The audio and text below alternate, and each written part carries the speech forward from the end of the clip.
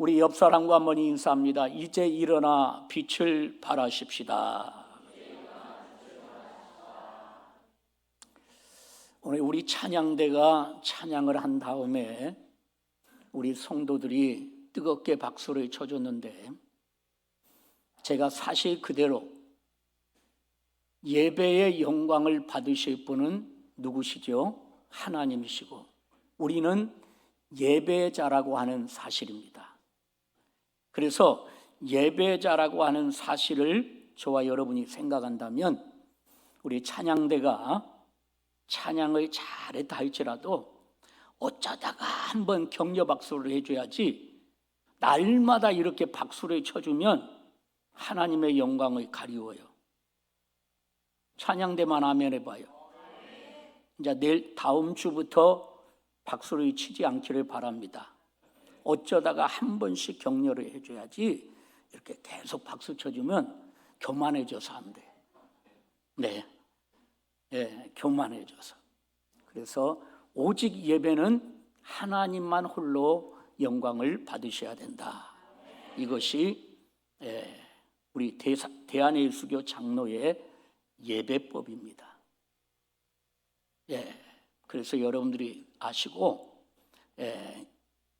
이 오전에 드려지는 예배만큼은 경건하게 예배 드려지기를 원하고, 오후는 마음껏 춤을 추든지 손뼉을 치든지 마음껏 오후는 찬양하면서 그렇게 하면 되겠습니다.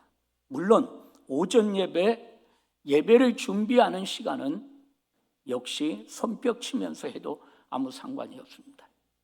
그러나 예배가 딱 들어가면 오직 그 예배를 통해서 예배자로 인하여서 우리는 하나님께 오직 영광만 돌리는 그런 시간이 되어야 될 줄로 믿습니다. 자, 우리가 금년 한 해를 이제 하루 남긴 채 절반을 보내고 있습니다. 저는 이 절반을 보내는 가운데서 여러분에게 읽었던 본문을 중심으로 해서 일어나라 라고 하는 이런 주제를 생각해 보면서, 결론적인 것부터 말씀을 드린다면, 우리는 일어나서 더욱더 하나님의 자녀로서 힘있게 승리하기를 주의 이름으로 축복합니다. 오늘 본문의 말씀은 하나님의 백성인 이스라엘이 절망적인 상황에 처해 있었습니다. 이렇게 절망적인 상황에 처해 있을 때 하나님께서 이사야 선지자를 통해서 주신 예언의 말씀입니다. 당시 이스라엘은 이 바벨론에게 멸망당할 위기에 처해 있었습니다. 어느 것을 둘러보아도 한 가닥 희망조차 보이지 않는 캄캄한 어둠 속에서 갈 바를 모르고 헤매고 있었습니다. 그들에게 이런 절망적인 상황이 닥친 것은 하나님 아버지 앞에 지은 죄악 때문이었다라고 하는 것입니다. 그러나 하나님께서는 말씀해 보니 절망에 빠진 이스라엘 백성들을 그냥 버려두지 아니하십니다. 그냥 버려두지 아니하시고 소망의 약속을 주셔요. 그 소망의 약속이 어떤 말씀이냐?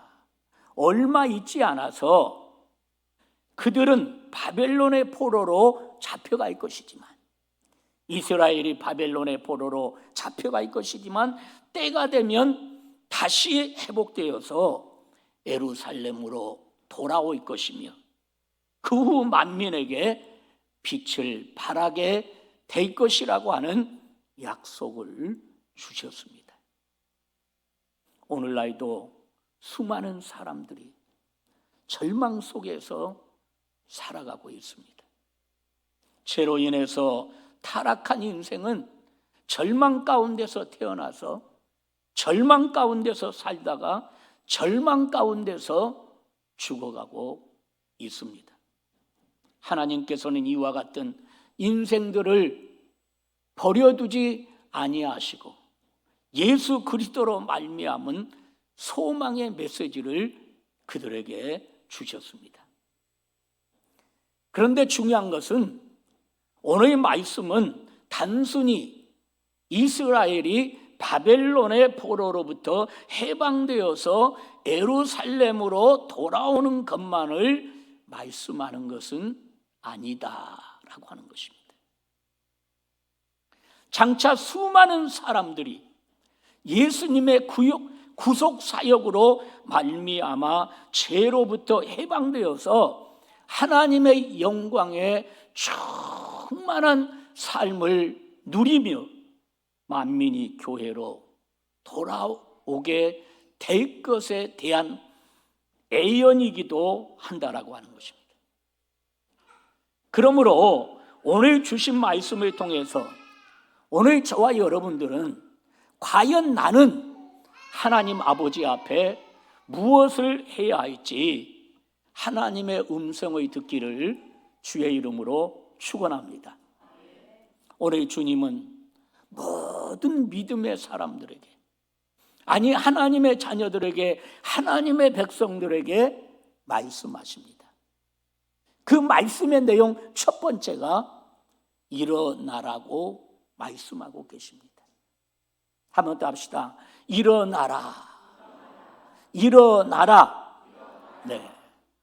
모든 믿음의 백성들에게 주신 첫 번째 메시지가 일어나라고 말씀하고 계십니다. 오늘 본문 1절입니다. 우리 같이 1절을 보겠습니다. 일어나라, 빛을 발하라. 이는 내 빛이 이르렀고 여호와의 영광이 내 이에 임하였음이니라. 여기서 중요한 단어는 일어나라라고 하는 단어입니다. 이 일어나라라고 하는 이 단어는 절망이 아닌 소망의 말씀으로서 앉은 자리에서 힘있게 일어서는 동작을 나타난다라고 하는 것입니다. 그렇습니다. 이스라엘뿐만 아니라 우리 모두 여기 일어나라고 하는 주님의 음성을 듣고도 무기력한 상태에 계속 머물러 있어서는 안 된다라고 하는 것입니다. 절망의 자리를 박차고 어둠의 자리를 박차고 낙심의 자리를 박차고 일어나 빛을 나타내는 그런 삶을 살아야 한다라고 하는 것입니다. 우리는 하나님의 말씀을 붙잡고 절망의 자리에서, 어둠의 자리에서, 낙심의 자리에서 일어나야 한다라고 하는 것입니다. 당시 이스라엘 백성들의 그 어떤 절망적인 상황에 처해 있는가는 우리가 이사야서 59장에서부터 60장의 내용을 우리가 읽고 묵상해 보면 잘 나타내 보여주는 것을 볼 수가 있습니다. 그들은 마치 죽은 자처럼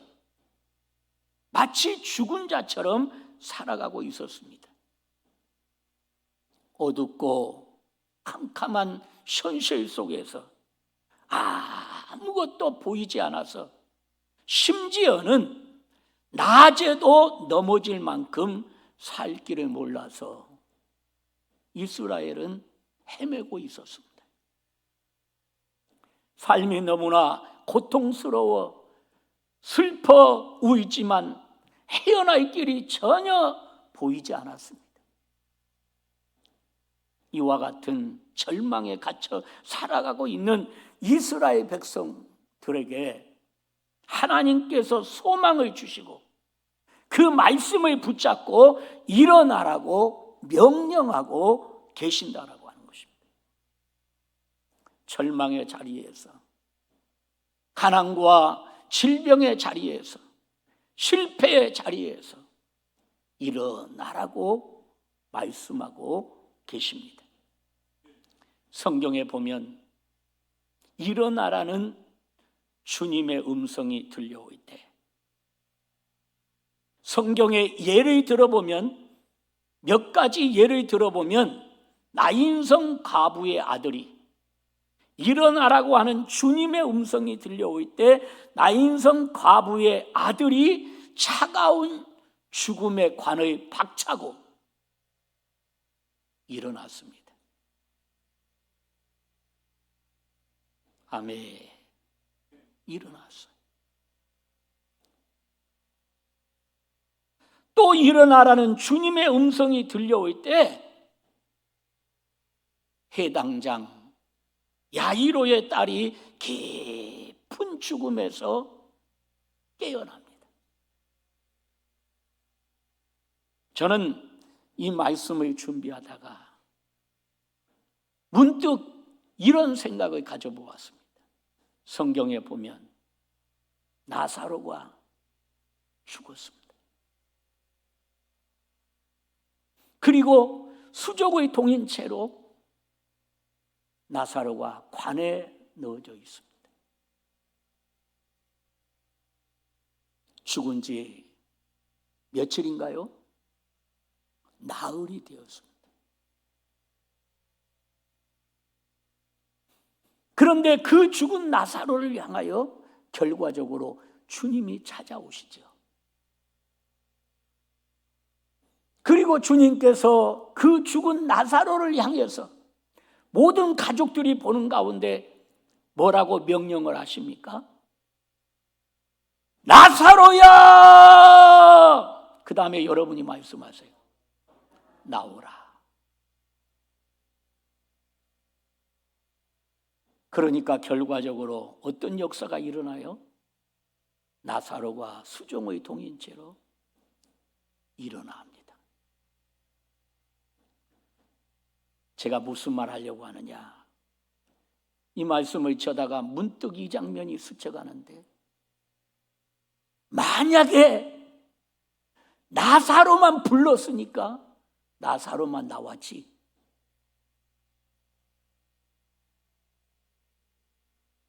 무덤 속에 있는 모든 사람들 하나하나 부르기 시작했다면 다 나왔을 겁니다. 이게 하나님의 능력이고 하나님의 역사고 하나님의 기적이라고 하는 것이죠. 그래서 일어나라고 하는 것은 하나님께서 저와 여러분들에게 주시는 소망의 메시지예요. 우리 옆 사람에게 위로의 메시지, 소망의 메시지를 손 한번 쫙 잡으면서 일어나십시다. 그렇게 해서 일어나겠어요?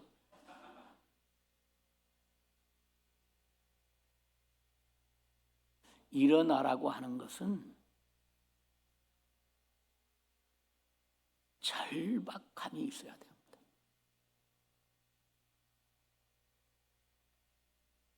또 이 말하다 보니까 문득 내리에 스쳐가는 한 토막이 나오는데, 예수님의 여러분 겟세마네 기도를 알지요?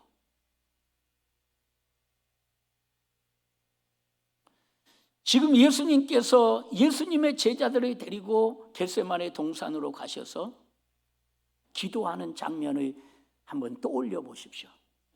여러분이 너무나 잘 아는 내용이니까. 그런데 예수님은 저기 한적한 곳에서, 제자들과 좀 떨어진 곳에서 예수님은 뭐 하고 있어요? 기도하고 있어요. 제자들은 뭐 하고 있지요? 그 기도하라고 하니까 잠을 자고 있어요. 그럼 제가 여러분에게 한번 물어보고 싶어요. 대답을 하든 안 하든, 왜 제자들은 잠을 잤지요?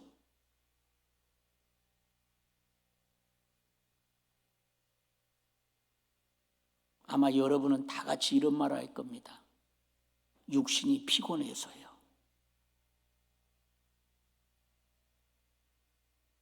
저는 그렇게 말하고 싶지 않아요. 제자들은 그렇게 예수님을 따르면서 예수님의 기적과 표적과 모든 것을 직접 눈으로 보았음에도 불구하고 겟세마네 동산에서 기도하시는 예수님의 그 모습 속에서 문제의 심각성을 보지 못했고 예수님의 절박성을 보지 못했어요.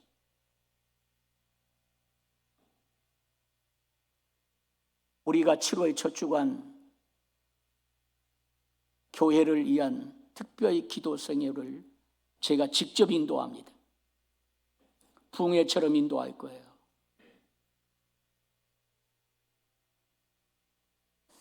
저는 이렇게 마무리하고 싶습니다. 기도의 절박성을 안다면 잠잘 수 없어요. 그들이 제자들이 문제의 심각성을 알았다면 잠잘 수 없어요. 지금 겟세마네 동산에 예수님의 기도가 어떤 기도인가를 여러분이 너무 잘 알잖아요. 잠잘 때가 아니에요. 그런데 그들은 잠을 자요. 그래도 주님은 잠자는 그들을 위로받으십시다. 사랑했어요. 그리고 그들을 다시 회복시킵니다. 저는 그 장면을 보면서 참 내가 예수를 잘 믿었다.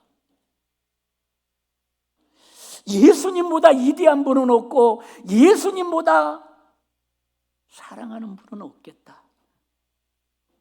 김 집사님이 나를 사랑해도 그 정도 사랑은 못할 것 같다. 그것을 깨달은 뒤로부터 저는 여러분 앞에 고백한다면 솔직하게 주님 없이는 못 살겠더라고요. 자, 오늘 본문으로 다시 돌아갑니다. 주님은 일어나라. 소망의 메시지입니다. 지금 이스라엘 백성들이 바벨론의 포로로 끌려갈 수밖에 없는 상황에 있다 할지라도 일어나라라는 거예요. 이 말은 절망의 메시지가 아니에요. 희망의 메시지요, 소망의 메시지예요. 성도 여러분, 그렇습니다. 주님의 음성이 들려오면 우리는 죽음의 자리에서 일어날 수 있습니다. 그러나 그 전에 먼저 해야 할 일이 있습니다. 가난과 질병의 자리에서, 실패의 자리에서, 절망의 자리에서 일어나기 위해서는 먼저 해야 할 것이 있는데, 두 번째로 하나님과 나 사이의 제 문제를 해결해야 됩니다. 하나님께서는 이스라엘 백성들을 지금 불쌍히 여기사 은혜로 이스라엘 백성들을 구원해 주시겠다고 약속하셨지요. 은혜요, 은혜.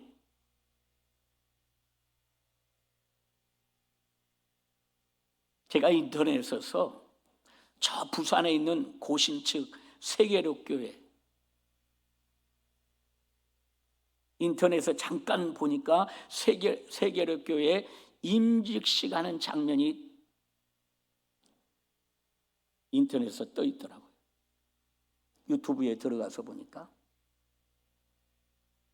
그런데 거기에 보니까 이제 그 임직식 하는 가운데서 한 분의 장로님이 28년 동안 그 교회에서 심호하시다가 은퇴를 하시더라고요.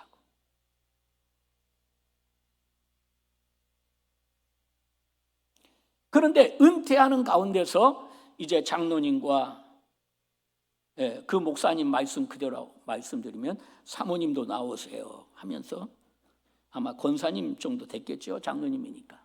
나오세요 하면서 강단에 세우시더라고. 그러면서 하는 말이, 장로님, 이제 원로 장로로 은퇴하게 되는데 한 말씀 하시라고.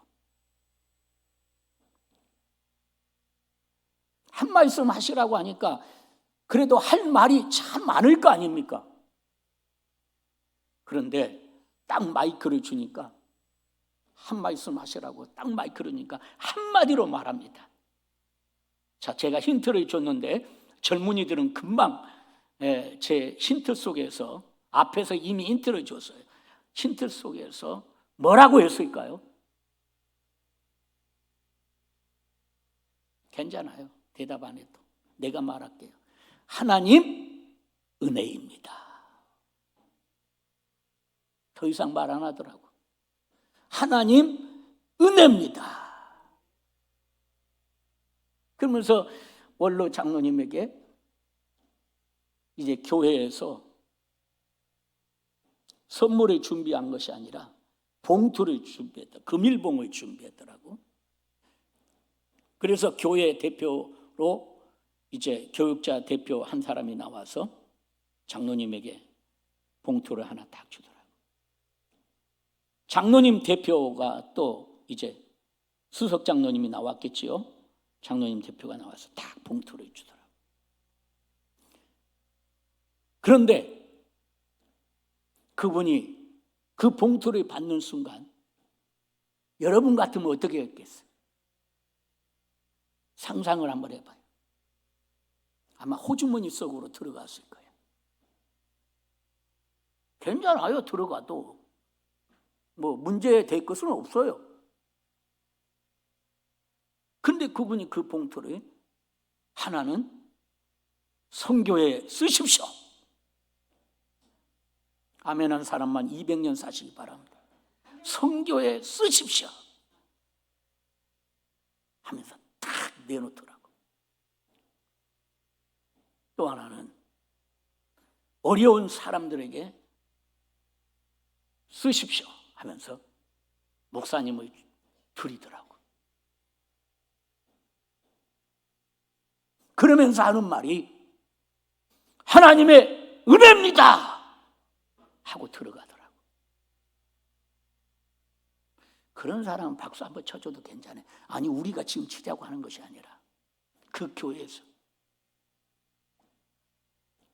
제가 여러분들에게 무슨 말 하려고 하느냐, 오늘 이스라엘 백성들도 마찬가지.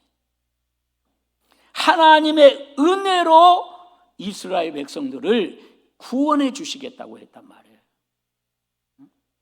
하지만 그들은 먼저 하나님 아버지 앞에 지었던 죄를 회개해야 했다라고 하는 사실입니다.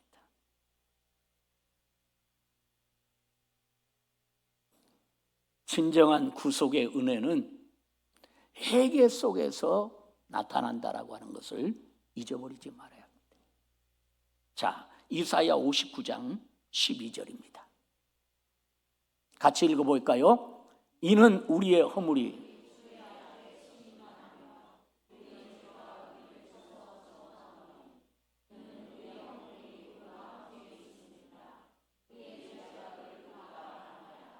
아멘. 여기 마지막 부분에 보니까 우리의 죄악을 우리가 아나이다. 우리가 아나이다. 지금 이스라엘이 하나님 아버지 앞에 죄를 지었던 것을 알고 하나님 아버지 앞에 지금 고백하는 내용이잖아요. 얼마나 많은 죄를 지었는가가 이사야서 59장과 60장의 연결 속에서 잘 나타나고 있어요.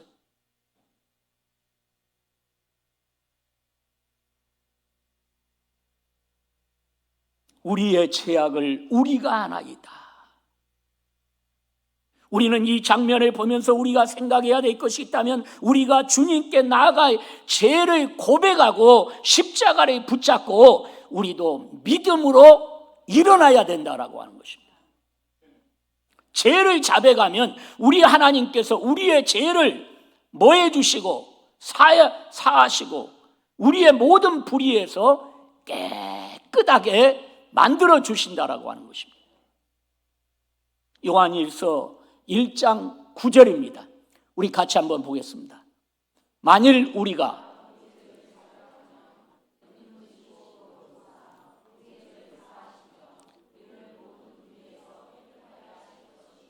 아멘이십니까? 만일 우리가 우리의 죄를 자백하면 그는 미쁘시고 의로우사 우리의 죄를 사하시며 우리를 모든 불의에서 깨끗하게 하실 것이요. 죄의 고백이 있어야 돼. 일어나기에 앞서 먼저 우리가 행해야 될 것이 죄의 고백이에요. 또 이사야서 1장 18절은 이렇게 말합니다. 이사야 1장 18절 읽습니다. 여호와께서 말씀하시되 오라 우리가 서로 변론하자. 너희의 죄가 주홍 같을지라도 눈과 같이 희어질 것이요 진홍같이 붉을지라도 양털같이 시게 되리라. 아멘.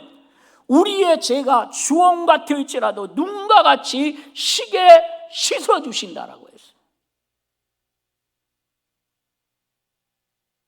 과거의 상처, 현재의 고통과 슬픔을 모두 그분에게 떨쳐버리고 하나님의 약속의 말씀을 붙잡고 일어나십시다. 오늘 우리 협동 목사님께서 예배를 준비할 때 찬송하는 찬송의 내용 가운데 일어나 걸으라. 나의 등 뒤에서 나를 도우시는 주님께서 말씀하시기를 내가 너를 도와줄 것이니까 일어나 걸어라. 저와 여러분도 일어나야 돼. 할렐루야. 일어납시다. 그리고 믿음에 굳게 서서 십자가를 붙잡고 전진해 갑시다. 주님의 말씀에 힘을 얻어서 저와 여러분이 회개하고 힘차게 일어나서 우리는 사명을 다하십시다. 나에게 주신 사명, 누구에게나 하나님이 주신 은사, 하나님이 주신 사명이 있다고 그랬어요. 우리는 사명을 위해서 힘차게 일어나야 돼. 그래서 우리는 사명을 위해서 때로는 울어야 하고 사명을 위해서 힘써야 하고 사명을 위해서 모든 것을 내려놓아야 합니다. 그리할 때 하나님의 영광, 예루살렘의 영광이 저와 여러분들에게 임하게 된다라고 하는 사실이에요.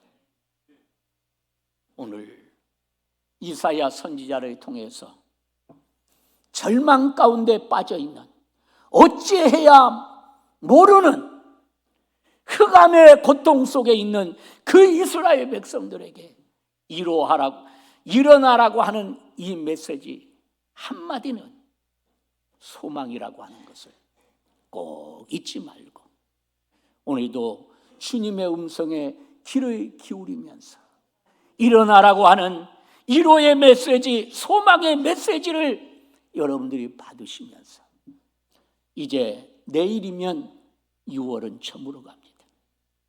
이제 한 해의 절반이 지나고 7월을 맞이하게 될 텐데 7월은 이미 여러분들에게 엘리베이터 앞에 게시판에 이미 부착했던 것처럼 시편 47편을 통해서 예배자로 첫 출발을 하면서 하나님 앞에 한 해를 절반을 마치고 새로운 한 해의 절반을 힘있게 시작하는 우리 모든 성도들이 되기를 주님의 이름으로 축원합니다. 기도하시겠습니다.